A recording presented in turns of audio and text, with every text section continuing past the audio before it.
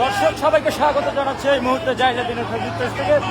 আপনাদের সাথে আমরা সরাসরি যুক্ত রয়েছি রাজধানী ঢাকা সংসদীয় 4 আসনের শ্যামপুর এলাকা থেকে, যে আসনে ধানের শীষের কাণ্ডারি হয়ে লড়বেন বিএনপি নেতা জনাব তানভীর আহমেদ রবিন।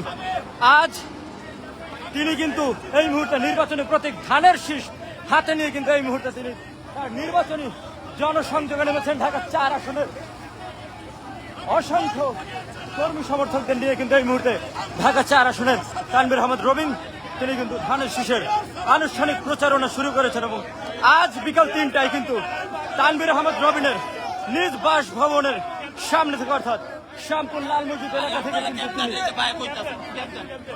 শ্যামপুর লাল মসজিদের সামনে থেকে তিনি কিন্তু তার এই নির্বাচনী জনসংযোগ শুরু করেছেন ইতিমধ্যে। এবং যদি আপনাদেরকে একটু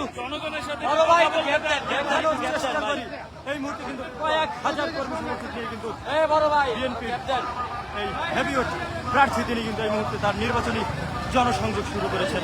এবং নিজ বাসভবনের সামনে থেকে কিন্তু শ্যামপুর লাল মসজিদ এলাকার সাধারণ জনতাকে সাথে নিয়ে তার এই নির্বাচনী প্রচারণা শুরু হয়েছে। এবং এই মুহূর্তে কিন্তু একদমই জনসংযোগের সম্মুখ ভাগে তিনি কিন্তু নির্বাচনী প্রতীক ধানের শীষ, সেই ধানের শীষ হাতে নিয়ে কিন্তু এই মুহূর্তে এই জনসংযোগ পালন করছেন।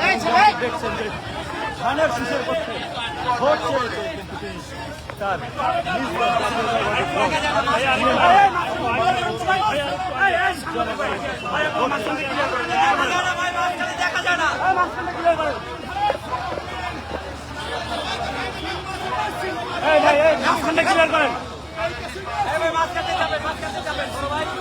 এবং আসন্ন ত্রয়োদশ জাতীয় সংসদ নির্বাচনে ঢাকা 4 আসনের সর্বস্তরের জনগণের সমর্থন এবং দোয়ার প্রত্যাশায় কিন্তু আজ নির্বাচনী জনসংযোগ নেমেছেন 4 আসনের কাণ্ডারি